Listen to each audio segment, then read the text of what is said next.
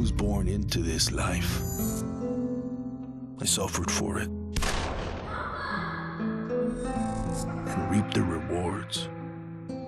I could tell you that I didn't want it, that I tried to get out. Don't move, scumbag! But I got no reason to lie anymore.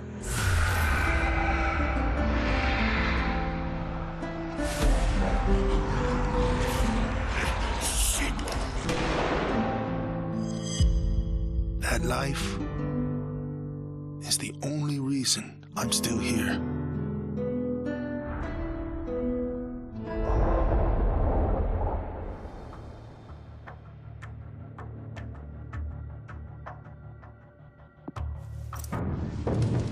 We're so small, really. Insignificant. In the grand scheme, one life means so little. You dedicate yourself to a principle. But in the end, it's out of your control.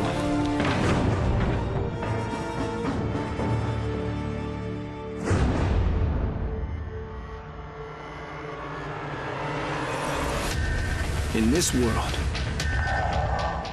principles get you killed. You lend a hand, it gets torn off. You hesitate, you die. So you want to save someone? Save yourself.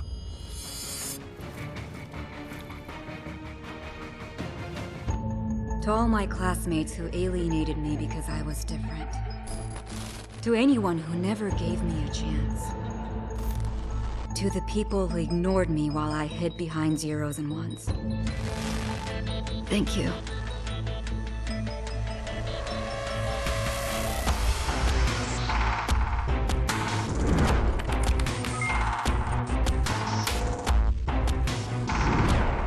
Without you, I would never have made it this far.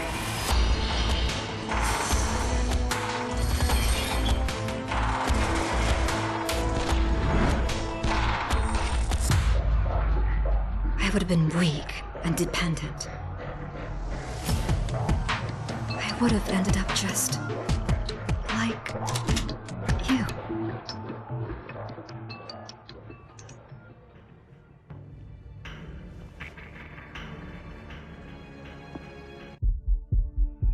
There's never a moment when you forget. It's there when you fall asleep and when you wake up. You keep going over the things you should have done. I should have stayed home that day. I should have held on.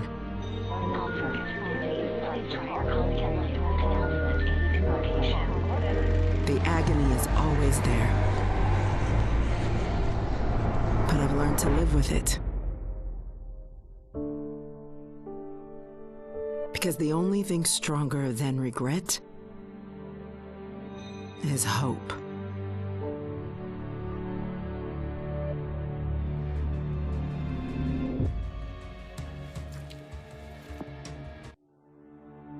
Where there is life, there is light. The glow of hope. At times, it burns brightly, but dwindles and fades.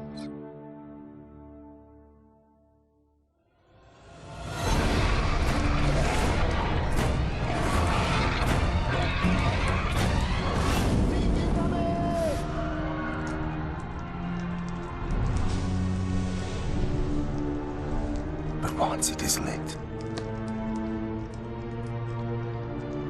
we must never let it die.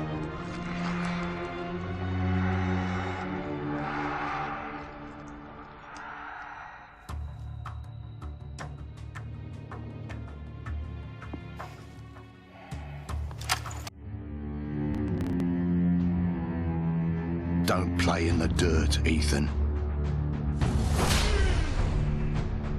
Stop fighting, Ethan. Be polite, Ethan.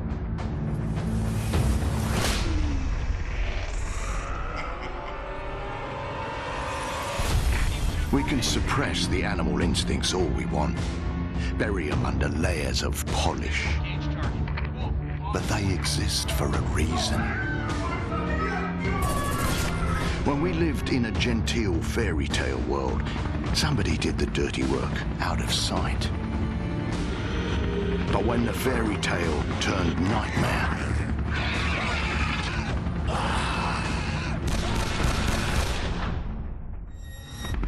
those instincts were the only thing that kept us alive.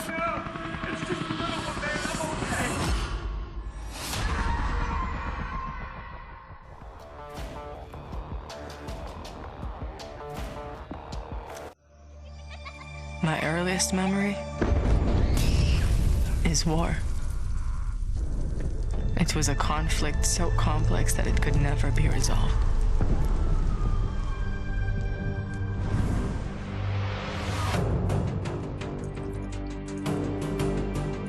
But this war isn't complicated.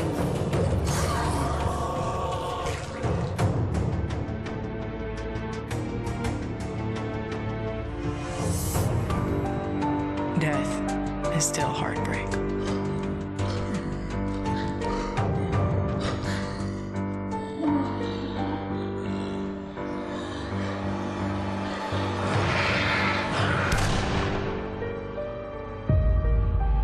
But a kill is a kill.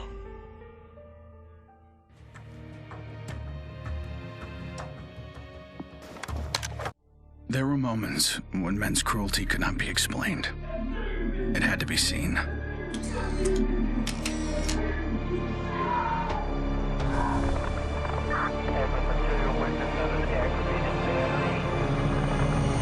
The perfect shot pierced our numbness. Sent up a flare to save the next generation. It said, "This is where we've been. Don't follow." Then there was no one left to heed the warning. The only one left to save was yourself.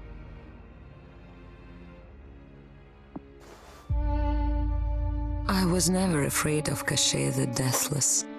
I laughed at the fairy tale of this undead phantom.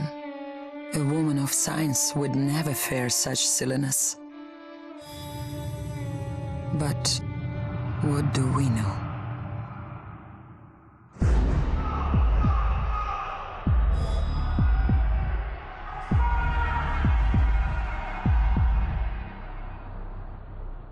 Science cannot explain what I've seen.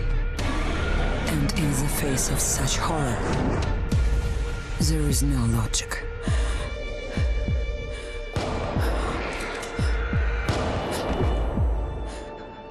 Only faith.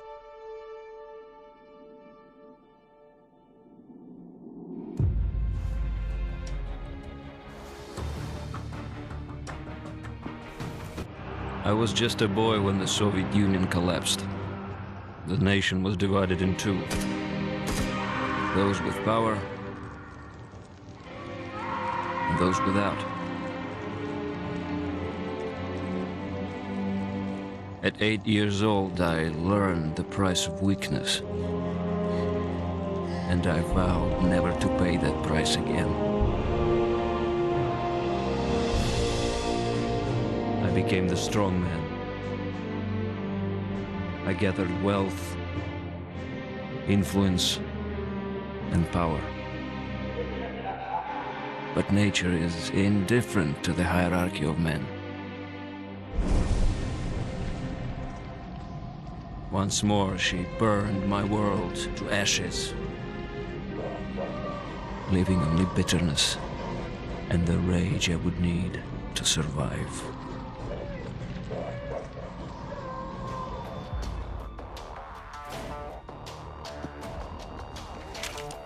People don't believe something can happen until it does.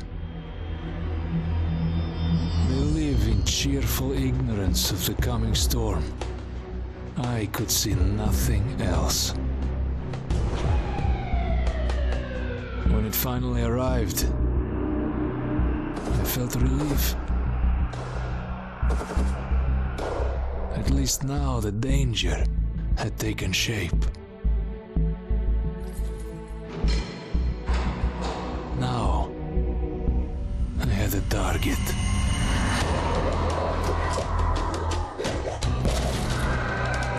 And I didn't have to fight alone.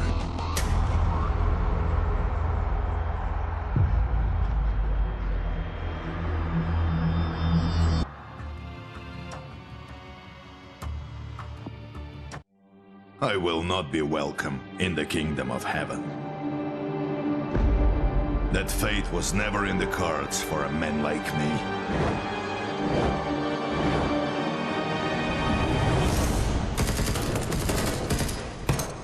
The Lord had other plans.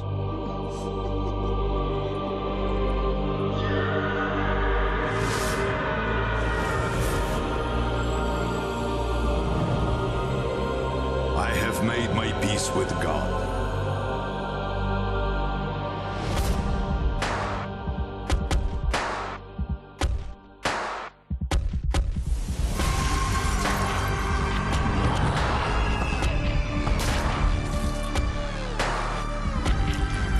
He is with me in this life. And that is enough.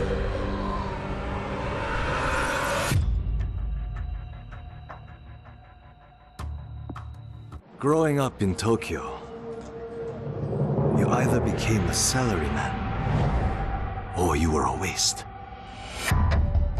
If you asked around, it's safe to say I was the latter. They said I lacked self-control, that I shamed my family. So my father sent me off to relatives in the States. Turns out, Americans care a lot more about earnings than honor. Which worked out fine. Until the Zeke showed up.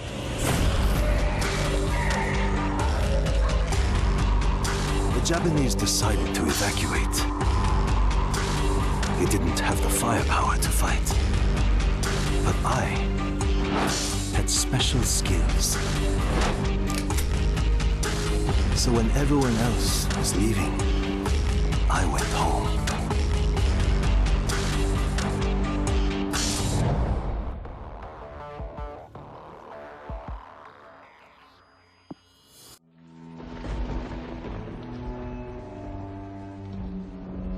I always wanted to be a cop.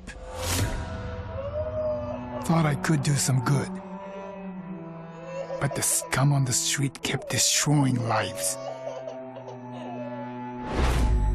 While I was wrapped up in red tape.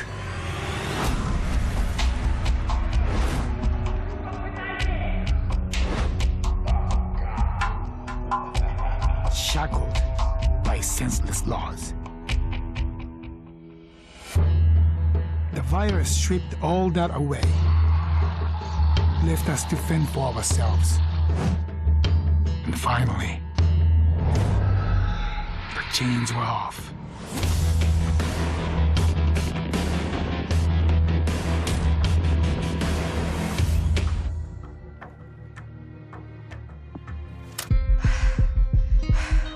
Nobody expected a 9-year-old girl from Tokyo to be fascinated by guns. Nobody imagined a 22-year-old university senior would drop out and train for the biathlon. Nobody believed that the daughter of a salaryman could win Olympic gold. And nobody predicted that a necrotic plague would decimate our planet's population. But life is all about the unforeseen.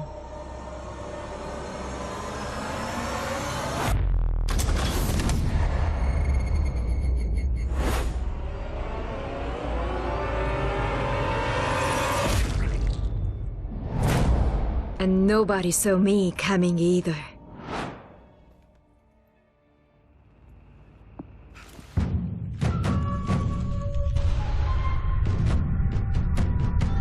I was 11 years old the first time I felt the ground shake.